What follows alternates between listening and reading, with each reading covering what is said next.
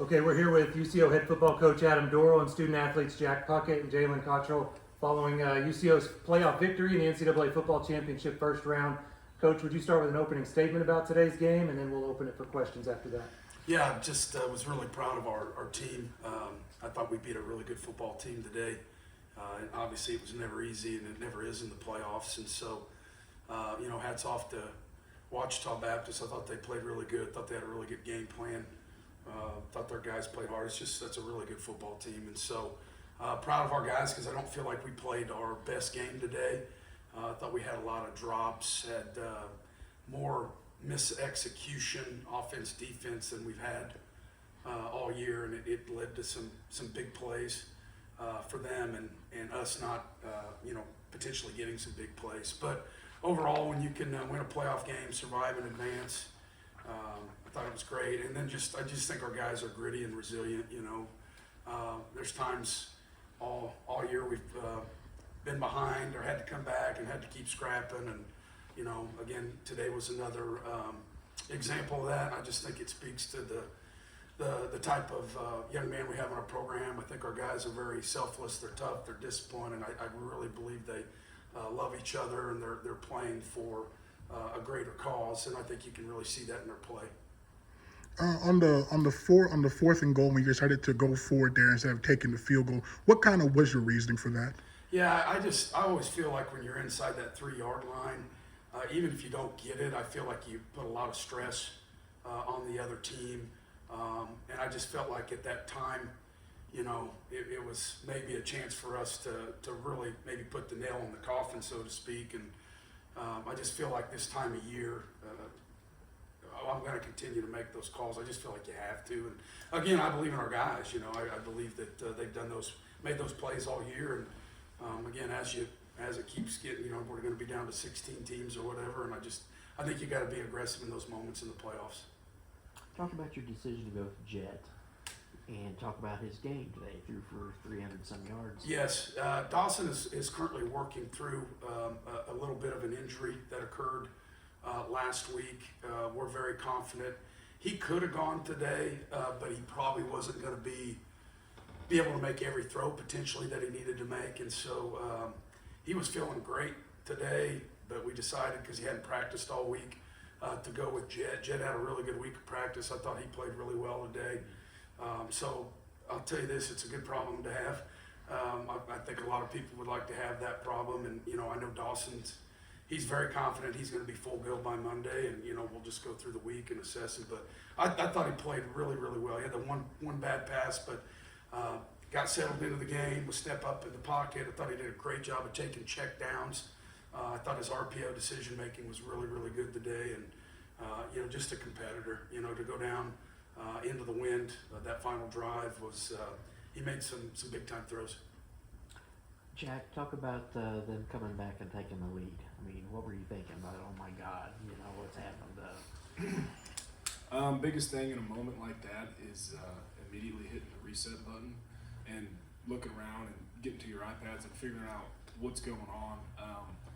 And like I said, really just resetting and not going back out there and playing tight, so to speak, because when you go back out there and play tight against a winning program like Ouachita, the result's not going to end up like you want it to. So kind of touching on what Coach Dorrell said, we've got a lot of resilient guys on this team, specifically this defense, and we do love each other. So we went back out there and executed fast, didn't play tight, played looser, and it came out in our favor.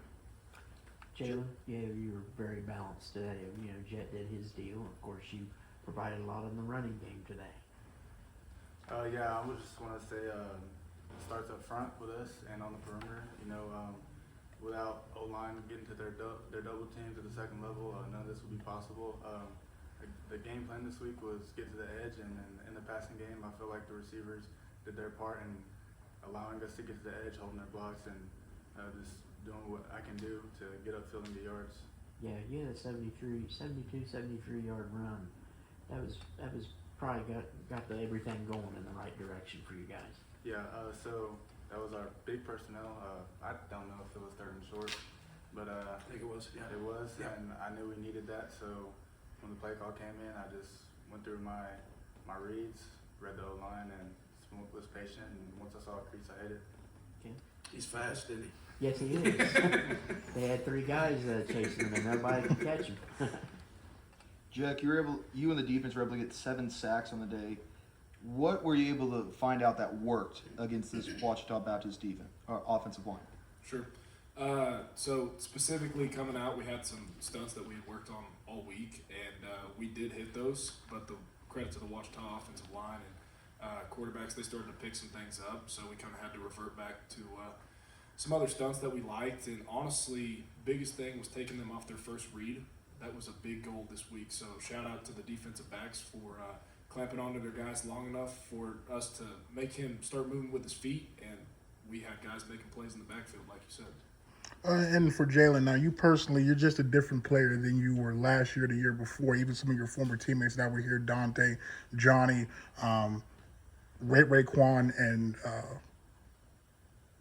Peyton, have all said that you're just different, both physically and as a player. What has changed for you this season compared to previous ones? I think it starts with the strength staff and in the weight room. A big goal for them, for me, was to gain weight, and that was a goal for myself as well. You can't be small in this conference. You play running back, so Coach Dorrell challenged me, Coach Brooks, to gain weight, and I feel like I did a good job with that, and just really didn't lose a beat. Stayed outside, did footwork drills, kept my speed. So I feel like I didn't really get slower, but yeah, just the main thing was just to gain weight and gain confidence in myself. I feel like being more decisive in my running helps a lot, and so yeah, that'll help me going forward. Just maintaining weight and gaining weight, that was a big deal. How much did you gain? So I started at 3 years ago. I'll take y'all back. 3 years ago, when Coach Dorrell first got here, I was sitting at like 180, and then decided to make the position change. I think I played the first year at like 185. Second year, I got up to 190, and then beginning of the season, I hit 210 and kind of dropped a little, but I'm fluctuating around 205 this season, and that's helped me a lot. And for Coach, now you talked to me after the Washburn game, and I asked you what kind of were the keys to improvement this year. You mentioned quarterback, both having Dawson and Jet. I know Jet's kind of had some struggles as of late.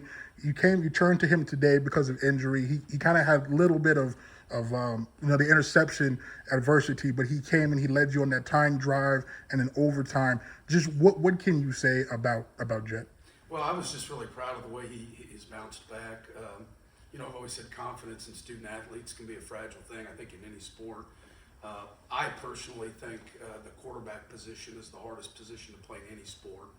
And so there's a tremendous amount of pressure on those young men that play that position at any level. And so to have the mental toughness and the fortitude and the grit to refocus. But I wasn't surprised. He's a coach's kid, and he's been resilient. And, I've been really proud of our guys, just really hanging with him and all the positive words of encouragement. And you heard that again today on the sideline. And so, our guys believe in him, and the way he played in overtime and the way he played on that final drive was special. And go for it. What about Jacob's play?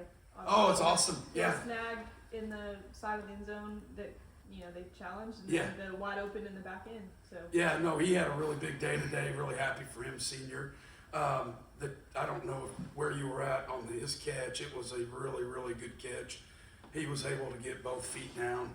I always feel good I don't feel good when stuff goes to replay, but when you look at an official in the eye and go, "Are you confident?" He looked at me and he said, "That would have been good on Sundays." I was like, okay, it's probably going to be a catch then. And then obviously in the overtime, just finding that window and that seam and being on the same page with Jed, that was actually an adjustment our OC, Coach Curley, had made on the sideline with him before we went out to halftime. And we had run that play a little bit, and their leverage on Jake had kind of shifted throughout the game. So, kudos to those guys being on the same page and making those adjustments. And for Jake, I know you mentioned he's a senior. He had a rough year last year. It was a slow year. He didn't score until the final game, but he's had several big touchdowns, big catches. What does it mean to see a guy like that puts in work, maybe didn't have the best year last year, but to put it behind him and have a big impact on what's been a great season for you? Yeah, I'm very happy and proud of Jake. I think he'd be the first to say I feel like he's really, grown and matured since being in our program, and quite honestly, it hasn't always been easy for him. And he and I have had some really tough conversations, and the thing that I'm proud of is just the fact that you've had those tough conversations. This day and age, it's really easy when a coach challenges you to just walk down to the end of the hall to the compliance officer and put your name in the transfer portal. And he didn't do that. He stayed with us, and I'm very happy for him to see that he's having the season that he's having. You've been down this road before at Northwest. How do you get these guys ready for the next round on the road at the number 1 seed? Yeah, I think the thing that and I talked to him about this last week. I think there's a couple things. I think you have to manage the schedule this time of year. Things get a little wonky, and for example, we'll do a normal Monday, normal Tuesday. We'll practice Wednesday morning. We'll practice Thursday morning. And I told them I'm excited for them to experience that. Some of my best memories as a player and a coach are practicing football on Thanksgiving morning, and it's cold and it's special. So that's number one. Number two, you have to lean into the elements this time of year. I'm sure it's going to be cold, probably a pretty good chance of snowing. But I feel like, it's our ability to run the ball that we're built for that. But the message is just raise their level, and we got to raise our level physically on game day. But the Monday, the Tuesday, they got to raise their level mentally. They look at me funny. I've been on them about washing their hands, and it's germ season, just stuff like that. Sleeping 8 hours, eating, and because they got to manage their mental health. It gets into midterms. Some of these guys got finals, family, not being able to see some of their family, and so I think it's a combination of managing their physical health, but their mental health as well. You mentioned the run game for next week. Whenever Jaylen makes a big play, has to be out. Williams there to take over. What is that going to be like to have that 1-2 punch next week? Yeah, I think it's good. I think Bill might be a little underrated as a running back, but again, when the dude you're backing up averages almost 9 yards a carry, and that's pretty consistent on the year. But we have complete confidence. The one thing that Bill did today, he was 3 for 3 on catching the football, and that swing route he caught out of the backfield, that was huge because I think it was like 3rd and 10, and it was going to put us in a predicament to kick a field goal or go for it, and he ended up getting it. So, it's a real good 1-2 punch. Dev Matthews, the freshman, he's had an injury. But even with him, man, felt like it was a 3-headed beast. But we got a lot of confidence in both of them. And for Jack, the defense time and time again this year, you've had to answer the bell. I look at both Eastern State, Missouri Western, Washburn, and then again today. How are you all able to, after having maybe some setbacks with some big plays, how are you all able time and time again to answer the bell and get the stop when needed? Sure, and it probably gets annoying me answering that same question the exact same way, but it comes down to this team and specifically that defense being extremely resilient, loving each other, and just playing hard. You saw it today. We had mental busts, we did, but every time we hit the reset button, and it's all 11 of us, and it's a collective. Everyone understands what just happened, and now what our new position is, and what we have to do to get it done. And like I said, time and time again, we've been able to make it happen, and I'm thankful for it, and just really proud of my guys. Do you two have a lot of family here today? I did. So I'm personally an Oklahoma kid, born and raised Bixby, Oklahoma.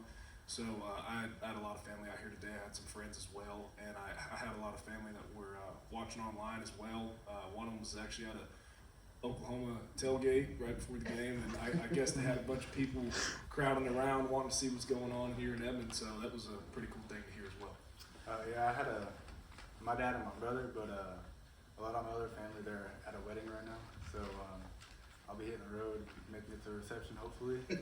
And but like I said, my dad and my brother, been there with me through thick and thin, so they came out, showed up, and I'm proud of them for that and thankful. There were a couple of former players here I was able to talk to, and they talk about with so much pride in their voice what this moment means. Raekwon, he was just taking it all in and said, man, this is beautiful. Like, this is what we stayed for.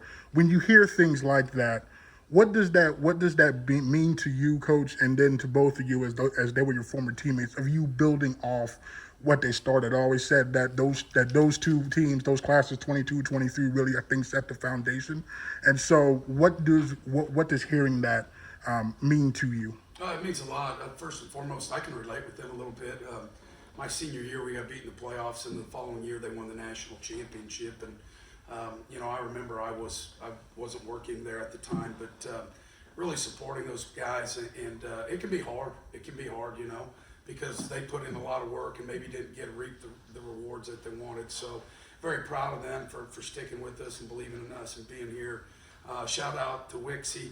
He told me he's getting ready to be a dad. I thought that was really cool and just happy for him and his wife. And so he's a special young man. I saw Dante today, Johnny, and so it means a lot because those guys definitely invested a lot in this program, and they are a big part of why we're doing what we're doing. You guys fly out Thanksgiving Day or Friday? Probably Friday. That's what I would think. I know our people will be working feverishly on that, probably starting tonight, I would assume. Going off what you said about the past players who've been here, especially those three guys that you mentioned, Johnny, Dante, and Raekwon, they've been with me since I was a freshman, so I know they didn't get kind of what he said, the rewards that they wanted, and just to see them supporting us, it means a lot, and I can't thank them enough because they went through this program, like I said, didn't get what they wanted, but they're still sticking around, and we're really thankful for that. Yeah.